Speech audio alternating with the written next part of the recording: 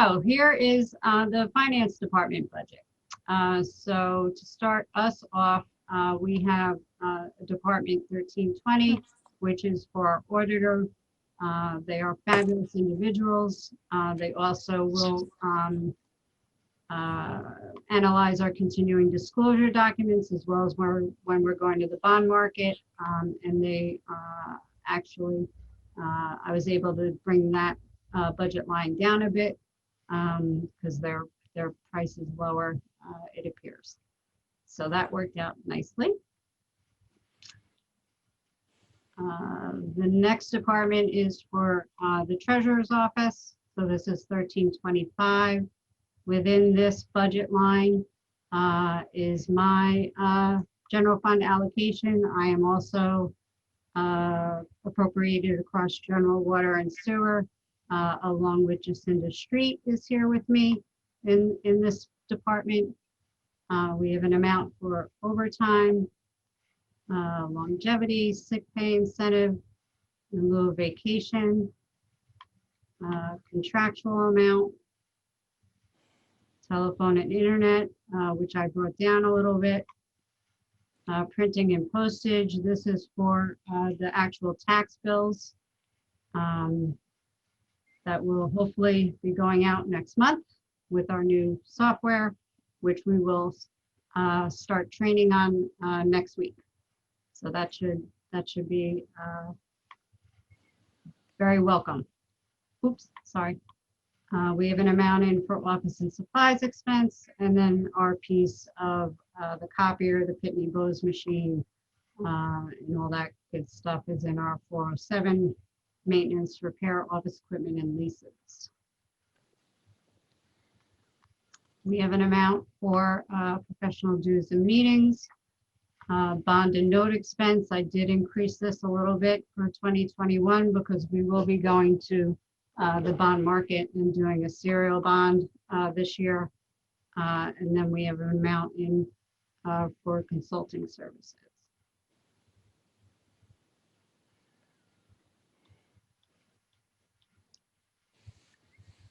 Can you go back? I'm sorry, can you go back to the consultant part? Yep. On 2020, sure, right there. So there's only, so we sort of double the expected budget. The budget was 8415 for 2020. It's 9188, and this is where we normally what's charged here is for our actuary. That brings out our OPEB costs and GASB 75 costs. Tom is being charged here. Okay. That's why this number looks higher than it normally would in prior years. Sure. Okay, thank you. You're welcome. In our 1340 budget, this is basically the department for the budget. So this amount is to do the budget supplies and print the budget.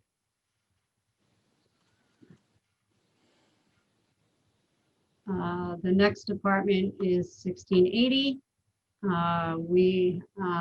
All the employees in this under this umbrella of the finance department are also split out across general water and sewer. We definitely have a fabulous staff here in the finance office. They give 150%, that's for sure. We do have an open accountant position, which I did keep in the budget for the tentative budget. Right now, I'm looking at it as a placeholder. As we get more into 2021, I'd like to revisit where we end up with Edmonds and how that coming up all under one umbrella. And if hardship parking decides to have a new home, as well as the intricacies of having a different layout here with only having the public downstairs. There's a lot of things that will come into play in moving forward in terms of staffing. There's an amount in here for longevity, amount for sick pay incentive. We have 2 individuals that receive a health stipend in the finance office. We have an amount in for part-time, which is a placeholder, which I would love to use this year, but I don't think that's going to happen. That helps come in and do some records retention for us. Maybe they could help me switch offices. We have an amount in here for in lieu of vacation. Additionally, Craig has notified me that we need 2 computers for Jay and Yadley this coming year. So that's budgeted here in this line. We have an amount for telephone and internet, which I've changed because the allocation has changed, and this seems to just be the AT&T portion. Printing and postage is charged here for all our fine mailings. This is for tax notices, delinquent letters, all that kind of stuff. Office and supplies expense, maintenance, repair, office and equipment. So this is the other portion of the copier, the Pitney Bowes machine, our sorted printers here that print our checks and all that fabulous stuff. We have an amount for professional dues and meetings. A number of employees are part of GFOA or the Westchester Municipal Clerks Finance Officers Association. An amount for training school education. Previously, we had budgeted additional amount in here for tuition, but that's not moving forward for the current year. Computer software has gone down, as well as customer support amount has been taken out.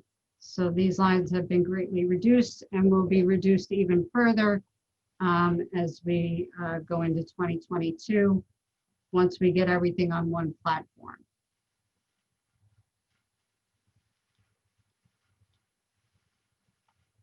So we are on to, does anybody have any questions on the 1680 department or 1325? Okay. So our next department is 1910.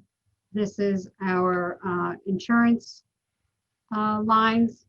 So we did reduce the recommended amount slightly, and we will talk further about that when we go to open discussion later this evening.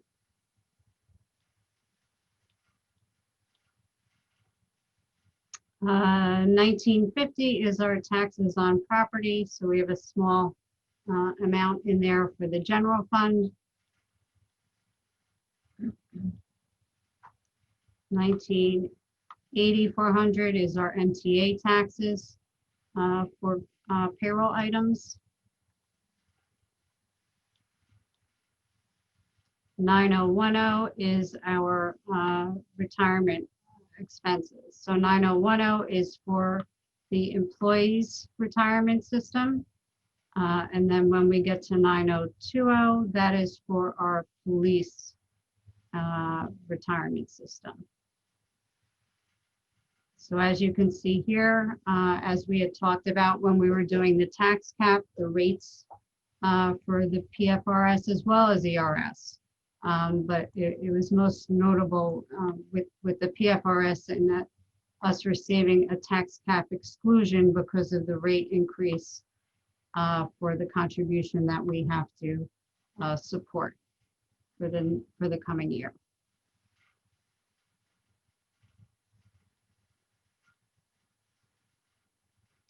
$9030 is our Social Security and Medicare. So that's based on payroll expenses. $9730 is our short-term bond anticipation note costs for the coming year. As you can see, even though our principal amount that we have to pay on short-term loans went up, our interest costs actually went down. And that's totally important to that. We had a fabulous interest rate come in on the ban that we did in September. So that really lowered the amount we had to pay to borrow short-term funds.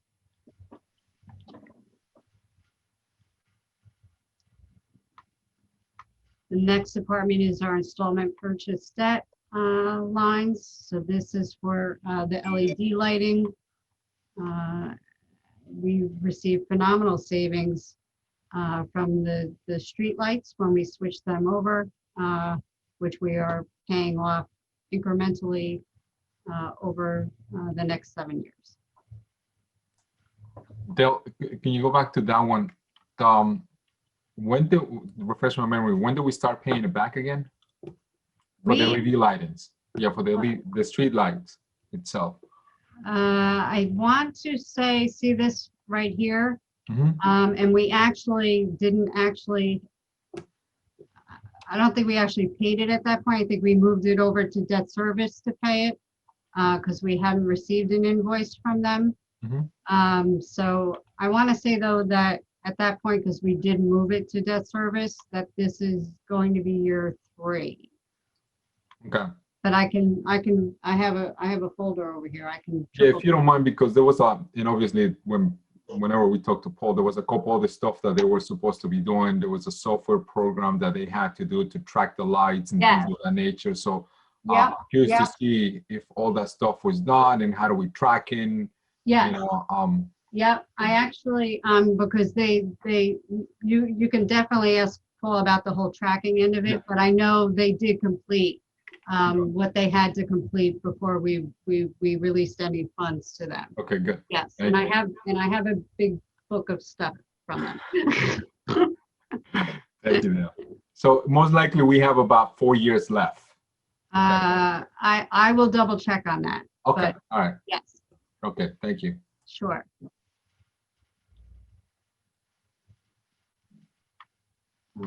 So this is interfund transfer to capital. We do not budget in here. This is for items that come up during the year that we want to fund from general fund over in the capital project side of the book. Interfund transfer section 8. So this went down a little bit from 2020. So that's the general fund portion that is paid to close the gap in the section 8 funding.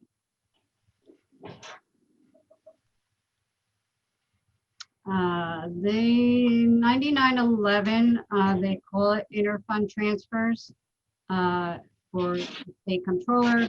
These are where we recognize all of our serial bond principal and interest payments on our outstanding bond issues. So as you can see, nothing fell off this year, but the 2018 bond did have a few items be paid off in 2020, so they are fully paid and are not part of the principal for 2021. So you can see that change here. So we went from 325,564 in principal. Let me just put it on. For 2020 down to 225,564 for 2021 versus 2020.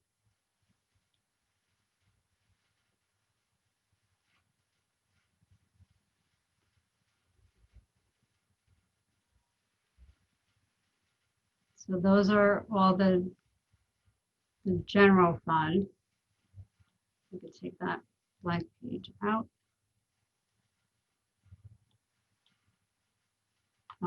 So similar to when we did personnel, in finance, we have matching lines in water and sewer. The first of which is the portion that gets charged to the water fund for our auditing services. We have 1680 to 11, which is computers. So that will round out the computers needed for the finance office next year.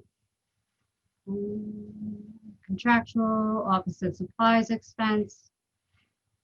Computer software, as you can see, was reduced, and customer support was brought down to 0 as we transition over to Edmunds.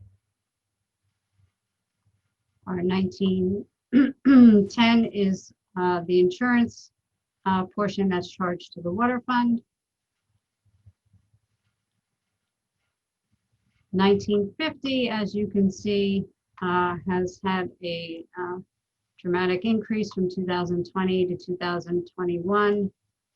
This is our taxes paid on the water filtration plant properties that are outside the village. So we are accounting for that in 2021. Our 1980 400 is our MTA tax.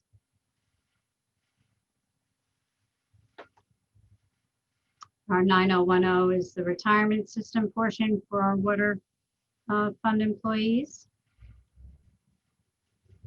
9030 is Social Security and Medicare. Our 9730 is our short-term debt for the water fund. And again, a great reduction in the interest we have to pay on principal for our ban.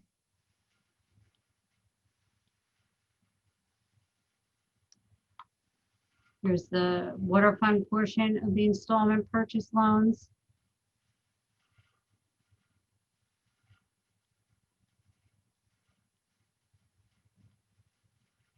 Transfer to capital, which isn't a budgeted item. It comes up during the year as we move funds over to the capital fund. And just like in the general fund, the water fund has a 9911 interfund transfer, which is all of our serial bond payments due for the coming year.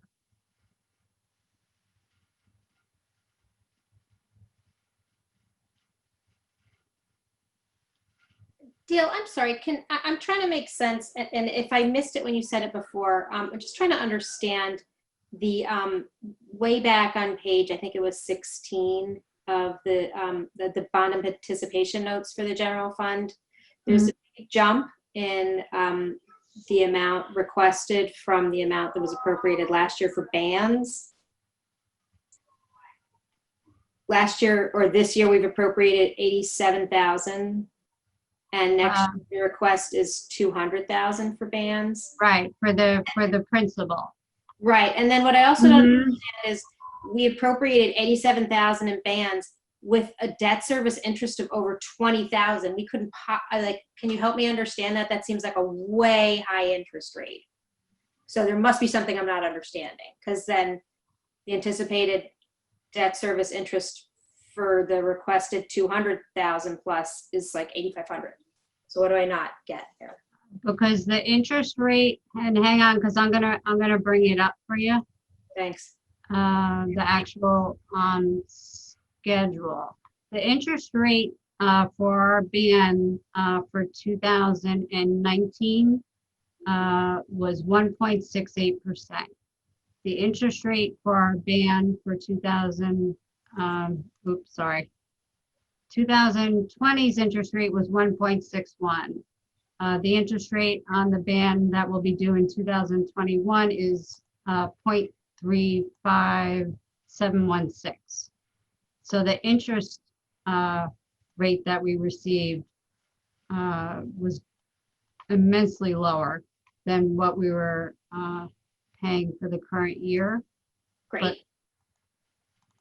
But, yeah, no, absolutely. So now, can you see my screen now? We see your screen. Okay. So now if we go back to look,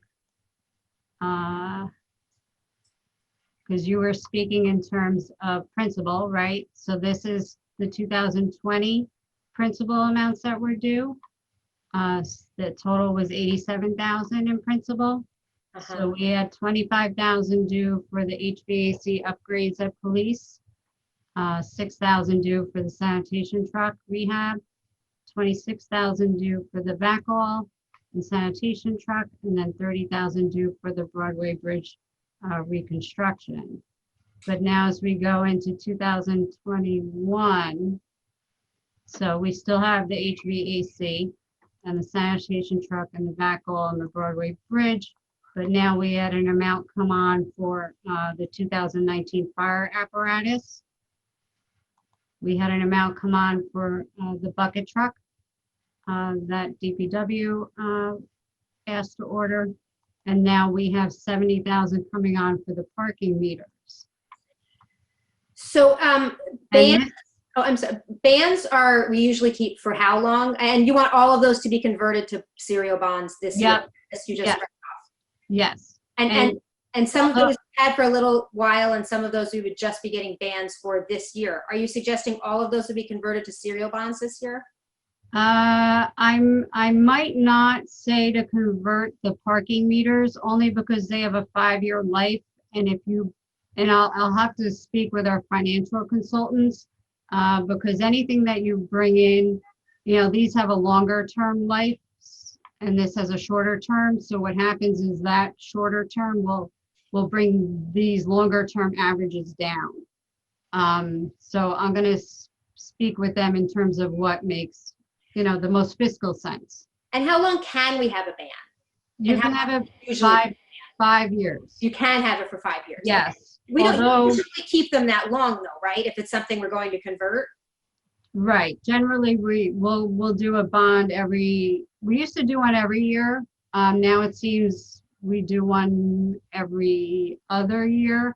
But the last bond we actually did was in 2018. And we had a really big ban number that year. I'm looking, it's over 340, it's 341,000, which is like even, almost twice what we're asking for this year. Right. Okay. Yes. And actually with COVID, they enacted a new law or adjustment to the code that we could actually extend it from 5 years to, I believe they're saying you could go to 7. Oh, okay. But you're not necessarily recommending that. No, not, yes. But I will confer and figure out what's the best, best move forward for the village. Because, like I said, I think bringing in, these are dependent on their PPU, their period of probable usefulness. Right. And that's how long you can borrow for. Okay. So these have a longer life. So the fire apparatus has a 20-year life. The Broadway Bridge, these are all, long-term. So it makes sense. So then can you just help me understand, if we look at the debt service interest, the debt service interest seems out of whack in 2020 for the amount of debt service principal we had in 2020. On both of these, we actually had a band premium. So I think I touched on that at some point, but essentially a band premium occurs when between the time that you're going to sell the bond and it goes to market, that there's market fluctuations, then the potential buyers will figure out what that change is and put in a premium on the band. So then it lowers your true interest costs. So what we're seeing here is the true interest cost versus the actual, because we don't necessarily have to pay that. On this one, we had band premium amount of $19,332 for the 2021 band. For the 2020 band, but for the 2021 band, we have band premium of $63,458. So it's lowering our actual interest amount that we have to pay. So right here, we're paying 0.36% versus for 2020, we paid 1.61%. So that's where the change comes in. I'm just going to put this in that category of stuff I'm not going to learn and understand during my tenure as mayor, because I still don't understand it, but let's move on. Go ahead. Okay. Yeah. We can have a follow-up discussion. Okay.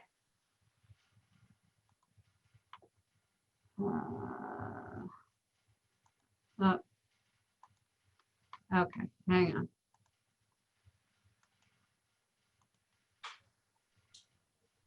I know, okay.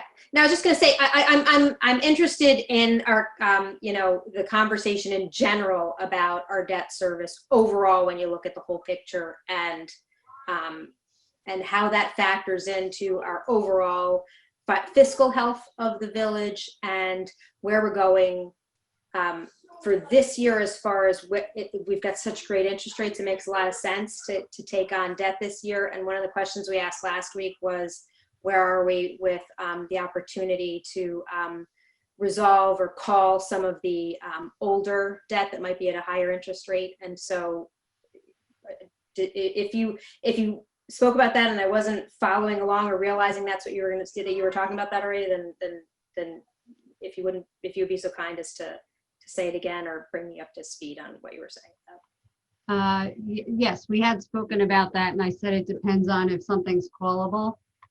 So I still have to get to throw an email out to them because it would be our fiscal advisors that would know, okay, bond A, B, C, D, or E, can be called, as well as, if a portion of it makes sense to call it, because you were asking in terms of the sewer fund, I believe.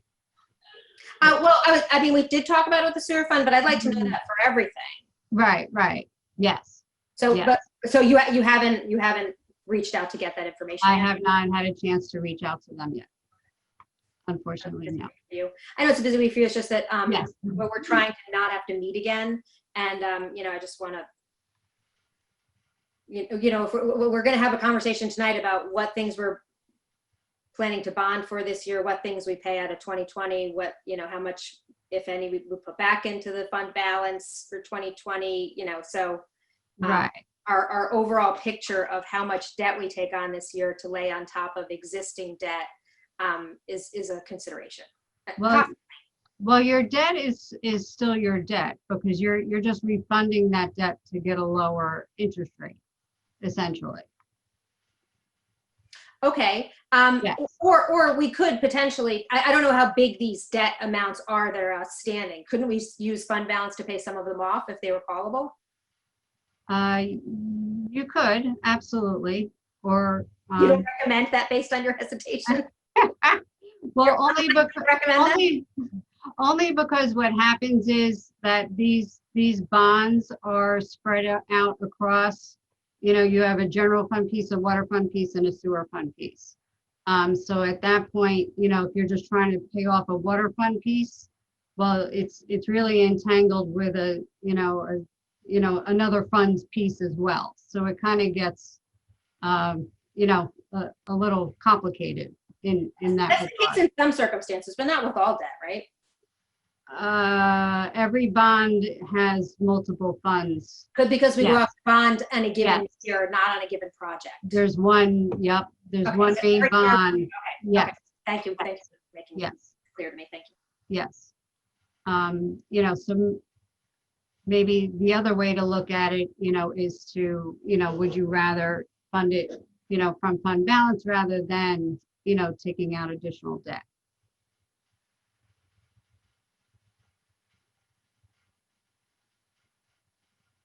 So I know you had more things to say, so I'm just going to listen for a little while longer and I'll write down my question. We have taxes on property. So that one, we seem to be okay in terms of budgeting. 1980 is our MTA tax for sewer fund. This is sewer fund. Sorry, I don't know if I got off that tangent. 9010 is our employee retirement system for our sewer employees. 9030 is FICA and Medicare. 9730 is bond anticipation notes for the sewer fund, so that's their portion. And so as you can see, even though the principal payment is the same, Mayor, from last year to 2021, the interest amount dropped dramatically. So for the same, amount, pretty much almost, we're seeing a reduction of 75%. Okay, yeah, thanks for pointing that out. So the the debt service interest, in this case, just as in the general fund, is almost a quarter of the principal on a 1.6% interest on the ban. Now I'm looking at 2020 numbers, not like I get that it went down because we went from 1.6 to 0.36 or whatever. Right. I guess it's a 1.6% interest rate, and overall that equates to nearly 25% of the total amount of debt. The debt service interest amount of $1,042 is a good chunk of the debt service principal. It's a comparable chunk to what we saw in the general fund. So clearly this makes sense to you. I'm just really surprised that if we're paying 1.6% in interest, maybe it's something I wish I'd understood 9 years ago. If we're paying 1.6% in interest rate, which seems like a really good interest rate by normal world standards of borrowing, that it still equates to almost, let's say 20% of the overall principal in a year.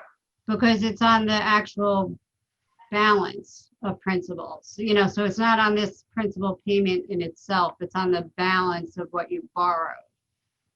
So, if we go back and look, the total principal open on this, is 500,000, let's say, just for, an example, but we're only paying off 4,330. All right. Please, everybody just delete the last 15 minutes, because now I realize how terribly asinine and confused I was. Thank you. No. But you were on the right track. Now it makes sense. Thank you. I'm sorry. The difference that comes up is the period of probable usefulness.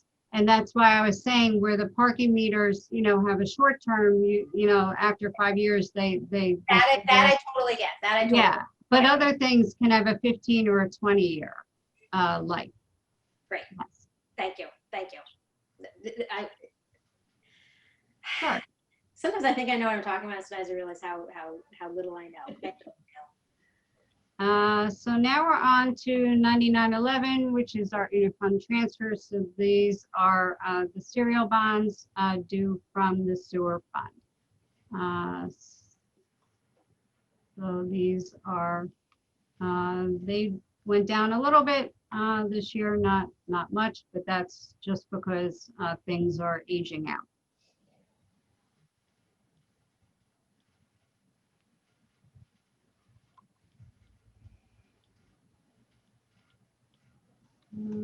And then Section 8 has a line for the auditor that's shown here. And we actually spoke about that with Marilyn when she had her fabulous meeting.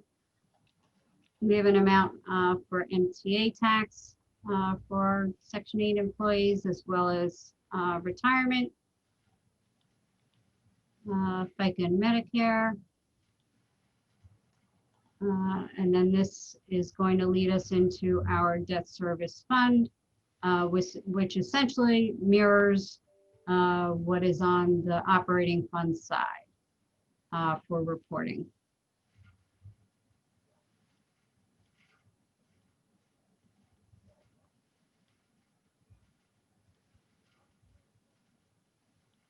And then that's going to bring us into our revenues. So the first line is property taxes, which we've spoken about earlier at the beginning of our budget meetings, and I'm sure we will end with speaking about. We have interest and penalties on taxes, which we're holding steady, same as last year. Our pilots, we adjust for the tax cap increase, which is the actual allocation of pilots is determined in April when everybody's new tax rates are out, including the town as well. And then those allocations occur. Harbor Square each year has been going up, as you can see in this number here. 2022 will be the final year for the building proper. And then I believe there's 2 more years for the restaurant in terms of the pilot. Sales What tax, about the other pilots? Could you just remind me again how they work? You've got the Pines at Narragansett. I didn't know that was village. I always thought that was town. Mhm. So that must be right on the border then. Snowden House, Maple, you just talked about Harbor Square. Yeah. Just explain the pilots on those, the years and et cetera. I know Snowden and Maple were renewed within the last 2 years, 2 or 3 years. Pines, I'm not sure when that originally was done, but if you're looking for the details, I can certainly email them to you. No, I'm just trying to understand what's happening here. Let's see, interest and penalties on taxes, 150, oh, okay. So there's a pilot on Pines at Narragansett. Number doesn't shift very much, does it? It's a straight payment. It's a Okay. small, yeah, it's a small pilot, yeah. As well as these are. You don't know when they end though, right? I could go look in the agreements. I'm not sure. The Snowden House and Maple House are based on affordability. So I want to say when they were renewed a few years ago, it was extending the affordability for another 15 years. Oh, I think it was more than that. I think Might it's have been, probably 20. it would be, pardon me, Maddie, was it 30? I think it was either 20 or 30 on both. I thought it was actually 30, but okay. We I'm can just- double check, but It's a curiosity. It's not a financial question per Right. se. yeah. I just was interested in, I know we extended, I don't remember Maple House. Maybe Victoria does. I don't remember that one. Yeah, they were at almost the same time, Rita. Yep. You're probably Okay, Right. memory. And okay, I think my recollection is the same as yours, Rika, of about 30 years. And I think the okay. expectation is that, you know, whoever's sitting in our seats 30 years from now will do it for whatever the recommended amount of time Right. is, as long, because the point is to Well- boost affordability. Yeah, Right. I think that, yeah, Mm-hmm. Right. And then Pines, I'm not sure. yeah, I wasn't even aware about that one. I mean, Yeah. I don't think I ever paid attention, to be honest. Okay, That's okay. We haven't had to do anything. The only time it ever would have gotten mentioned is in this equivalent conversation each year. So Right. Mm-hmm. we Yes. haven't taken action on it in a long time. And other than, because Harbor Square does have a ending date coming, within the next few years. So, And it has 2 different dates, right? Yeah. 2 different Harbor Square things, or is that Mhm. going to dramatically shift, or does it appear here twice? Right. Yes. So the building proper is going to end after 2022, and then the restaurant 2 years after that. And just for anybody who's trying to keep track as you think about pilots going forward, that was a year pilot on the residential, 10-year pilot on the commercial. Mhm. So gross utility taxes, a lot of those come in, there's a lag on them, but we will be reaching that budget number or close to it. Charges on tax advertising, these are allocated when we do our liens. Sorry, Dale. Yeah. Can you go back into the sales tax distribution? Sure. So I know we're not until the end of the year, but you expecting for us to meet the 2020 number? I am projecting that we will be a little bit over by about 300,000. Okay. So, and I know that, the reason why we were going over and we were very reason to assume not that last year. You're actually increasing by not much for next year. Do you think it's going to be any different? I mean, I know you and I had sort of this conversation before, but not in a public setting. So would you mind filling me in on the reason why you think we're going to be almost in the same scenario than this year? I think, well, a lot of the reaction to sales tax for the current year was due to COVID. And even though in 2019, and it was basically halfway through August that the additional 1% came into effect for sales tax, we had, and we still don't have a true benchmark of what that really means in revenues. So one small blip, can easily, as we saw this year, can easily upset, our sales tax revenue number and put us into a negative situation. As well as with sales tax, I had a nice call with Patty at the county, and that while there's 3 different laws that establish the actual percentage the entities receive of the sales tax, the gross amount of sales tax itself can be reduced at any given point by the state. And so when I spoke with Patty in regards to, upcoming items in terms of, state funding and could that be changed, which actually had occurred back in 2019 when the AIM funding essentially went away, and then they created it as an AIM-related funding. That AIM-related funding now came off of the top of the sales tax number for everybody. And going into 2021, there is an amount the state will be taking off of sales tax for some kind of hospital medical amount.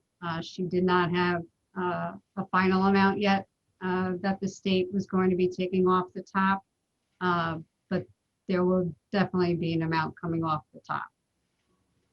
All right. Thank you, Tom. Sure. I'm sorry, forgive me, I don't understand what you mean by the AIM-related funding is going to be taken off the top of the sales tax distribution. What happened is when they were taking away AIM or per capita funding, which you can see. I know you moved it. It's like 202,000. Yeah. There it is. It's right there. AIM-related payments. Yep, exactly. So this used to be a state-funded distribution to the property, the entities, the villages and the towns and everybody. And the state funded it. But they then changed it to take away this AIM per capita funding. In taking that away, they changed what it was called now to AIM-related funding, but the way that the state is funding that AIM-related funding is to take the funding away from sales tax. So that's what happened, essentially. I guess that's what I don't understand. What do you mean take it away from sales tax? Isn't sales tax just the amount generated from sales? It's an amount generated from sales that can then have the state take off, I guess, and I'm not sure of what that process is, but the state can then enact whatever they have to enact to take a gross amount off of the top of the sales tax. So if the county, is saying, okay, we're going to get 70 million, that's what we're budgeting in sales tax, but the state says, well, we need 5 million to go towards, this expense or whatever the new item, is, then that 70 million now goes to 65 million. Okay. That then gets, So just for an example, but. So when I go shopping and I pay sales tax, that money goes to New York State, and they can draw something out of that before they then redistribute the sales tax revenue. Yep. In our case, the county, and in some cases, directly to cities. Exactly. Okay, thanks. Yes. And that's where the AIM-related funding is being drawn from. Yes, that's what they did in 2019. So because of their, their budget gap, essentially, I guess. This created a way to individually have, especially small towns that relied on the AIM funding, for that to go away, and then they don't have as much as in sales tax funding. I guess to even out the whole landscape of that, they came up with it being an AIM-related funding, which was then fed from sales tax. Yeah, and I don't know if Westchester might be unique among other parts of the state as far as how sales tax is distributed, because it was just Westchester that went to the state to get that 1% increase a couple of years ago, which was the same year that the AIM Right. was. Yes. Okay. Mm-hmm. And so, I'm sorry, go back to the sales tax number. You had 4.6 million anticipated for this year, for 2021. For 2021, yes. And the 1% increase took effect. We started seeing the benefit of that in, I can't see the years there. Can you scroll? Yep, this is 2019. Okay. So in 2019 was 2019, like the last third of the year had the increase, right? And the 1% increase. Yeah. Mm-hmm. Yep, that would probably be about So right. that year's not the benchmark. So then the first year we would have had a full year with the 1% increase was 2020, which Right. is a crazy year. Yeah. And but it looks like you're thinking that this year, back in pre-COVID mindset, you anticipated that we would have the let's just say 4.6 million for 2020. That was what you anticipated. And Right. you were being very conservative. But you were being very conservative because you weren't confident that the state wouldn't snatch it away immediately. But it ended up that your conservative number is going to be, you think, close to what we'll actually see by the end of the year because of COVID. Right. Okay. Yes. So I guess you never know when COVID's going to hit. It's tough. It's tough for anybody to predict that we would have the economic surprise crisis of a pandemic. But Right. we're anticipating this year to be 4.6 million. Right. But what we have seen is the quarter of this year, because we had good returns on third quarter sales tax, right? We had a 14% increase in terms of over last year, which, when looking at the projections of, the 1%, that percent, in dollar amount over the prior year should have really been about 35-40% if we were listening, and going off of the projections before COVID hit, of that sales tax increase, which may or may not have occurred, because we never really had a true, other than one quarter, of it. Right, because the third quarter of the 2019 year, part of that was before the 1%. Right. Right. Mm-hmm. That's correct. Yes. Yes. So the county was suggesting, to budget, what we did, for last year. And apparently, a lot of the entities around, we're not sure that, that 1% increase allocation was actually going to play out. So a lot of municipalities did not budget, what that projection that was given out, was to be. They honestly did. For a year ago, we knew a year ago when we made our budget that it had been. Oh, no. What I'm saying is we knew what the county was saying we were projected to receive from that additional 1%. We didn't have any backing to truly shore that up, to know that we were going to actually receive, Right. those additional funds. Do you remember if we had gone along with and just said, oh, the county says we're going to get X amount, let's just put that in the budget? Do you remember what that would have been? What that would have brought us up to if we had gone along with what they thought we would get? The projected number from them was around 1,280,000 And additional, how much of that increase did we incorporate into our projection? 700,000. So less than half of what they said we would. Mm, And that ended up being, because of COVID, that ended up being only slightly below what we're probably gonna end up with. right, that's correct. Um, Mhm. And just, we don't know what the future holds. We hope that, we don't see another second quarter, like we did. It's hard to predict, what's going to happen. That's for sure. And, when I saw the numbers for September, for sales tax, I haven't seen them, the percent, because they'll send out the percentages every month. The September number was only a little over 2% higher than 2019's number, which is concerning, because that would mean, we'd be under, for what we budgeted. Well, 2019 September was entirely with the increase. Right. So Mm-hmm. So that's just but that's still saying that in 2020, COVID, the same sales tax percentage was in place September 2019 and September 2020. One of those is pre-COVID and one of those is in the midst of COVID. Mm-hmm. And we still had an increase of 2%.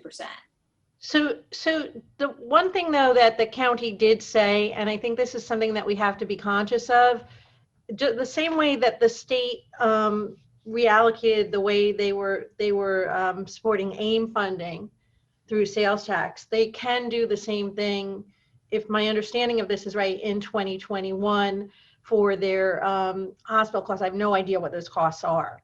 So all of this is predicated on a lot of things happening. So the county can guarantee something. It doesn't mean, so we may get that, we may get that money on the 1% line, but we may lose it if the state takes out sales tax revenue to fund something else. So it is a very precarious thing right now, particularly with the state of the state budget. So it's something that we really, it behooves us to be conservative on this line, only because it's not necessarily a long-term sustainable funding source. It could change, and it is likely going to change. When they took out the AIM funding in, what was that? Was that just for 2020? Was that this exact same year that the 1% went up? Was it in 2019 or 2020? It was 2019 that they moved it. Mm-hmm. Yes.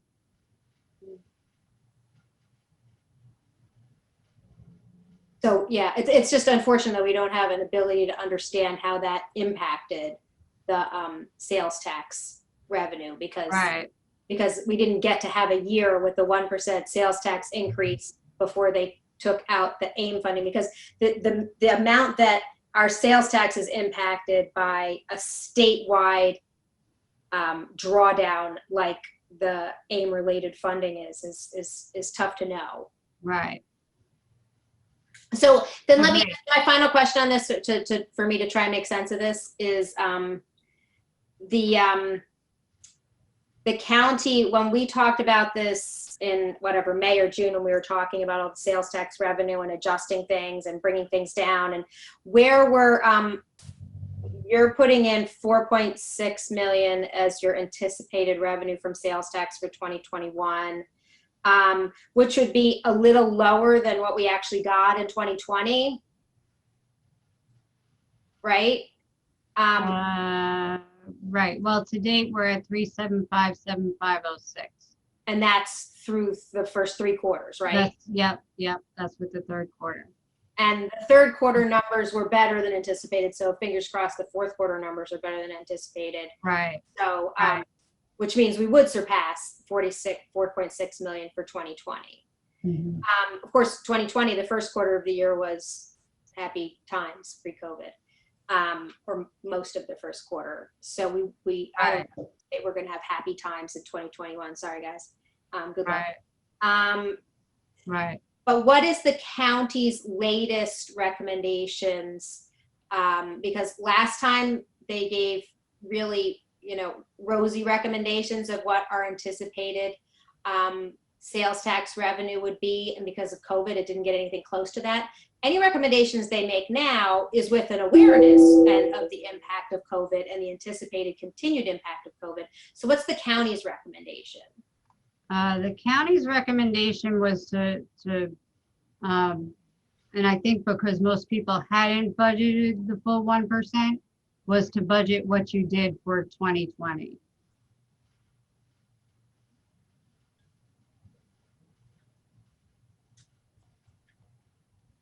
They just said, do whatever you did for 2020. Even every municipality. Because That doesn't make So sense. the message was not a rosy outlook from the county. So the message is Right. maintain a conservative stance on this.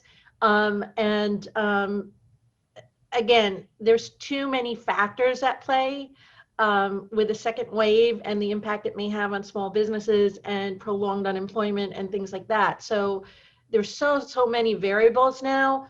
I don't know how anyone could begin to second guess what, how, I mean, look, we saw a housing cost increase and nobody anticipated that. So things right. can happen, but that also can be problematic too, because that means people's, their assessments are going up.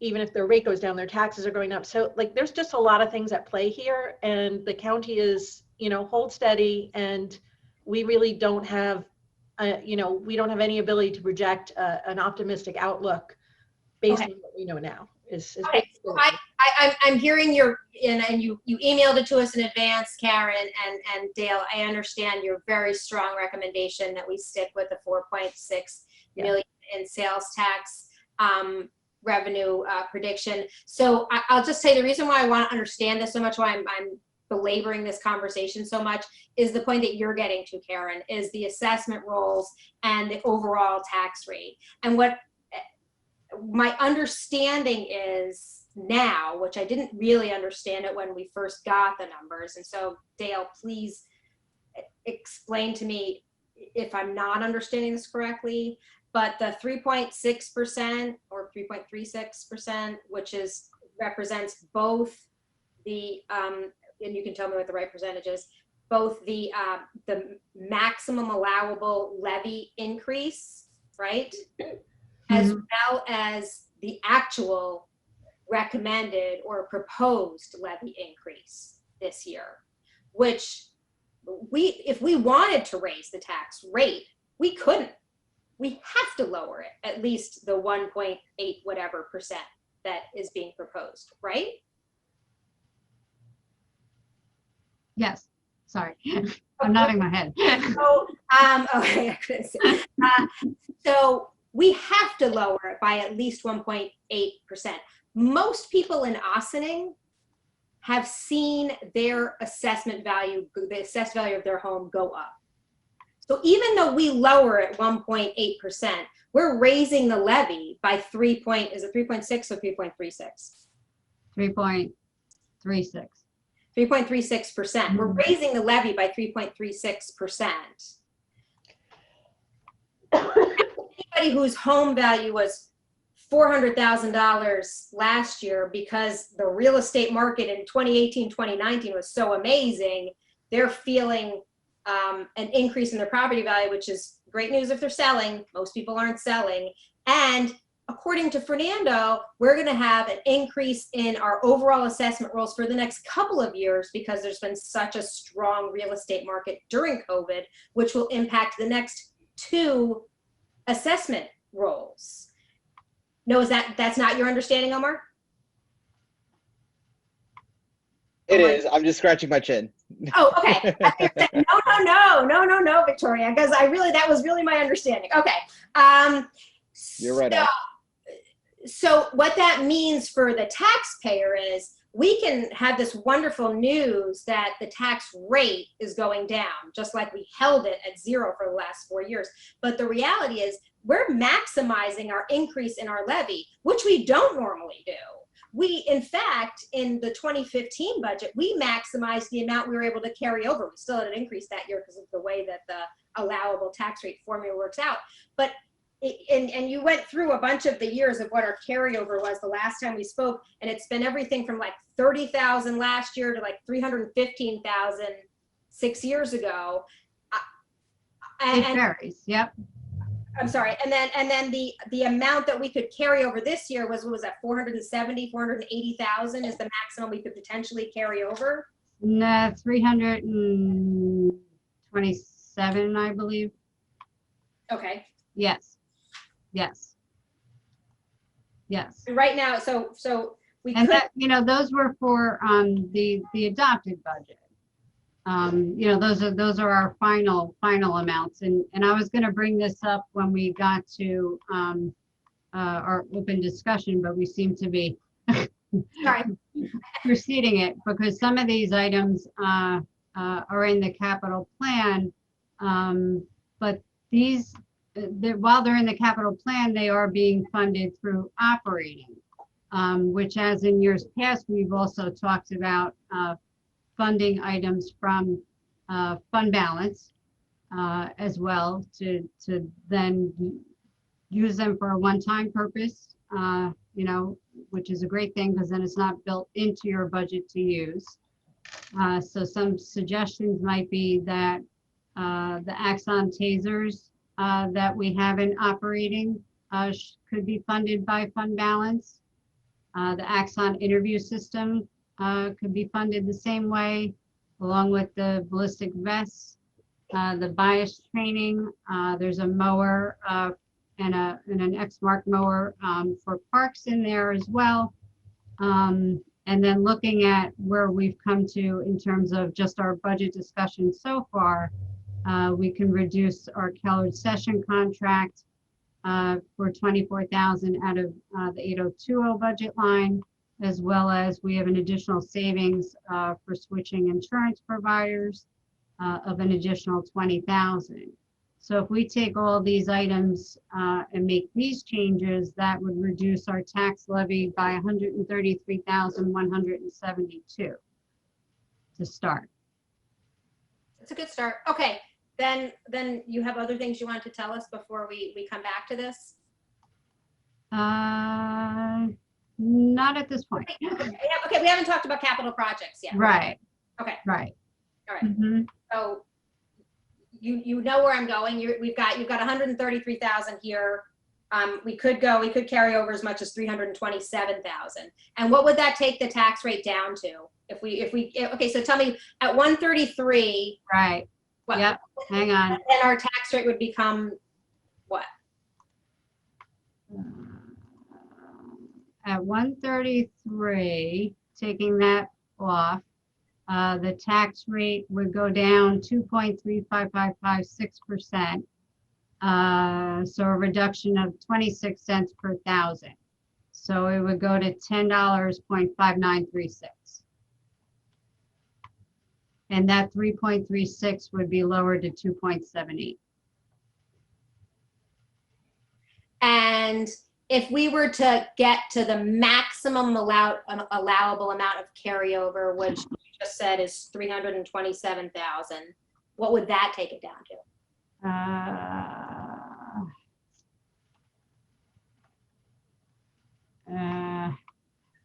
Hang on, because I got to plug in.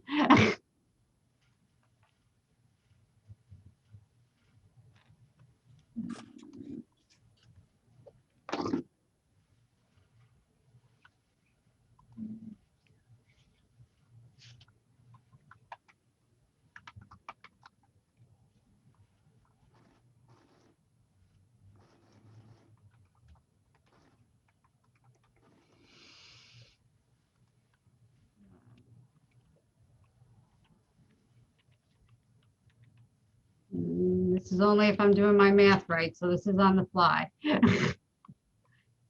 So that would bring us down minus 3.1602%. So it would bring the tax rate down 34 cents per thousand. which takes us to $10 and, Oh, but actually, no, that should be right. Yeah.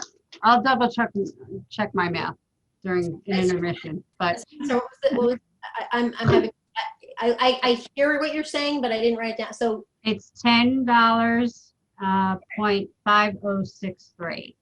So it's a reduction of 34 cents per thousand. right. All right, thank you very much. Sure. I will double check those numbers though. I have eminent faith in your mathematical and Excel skills. Thank you. Okay.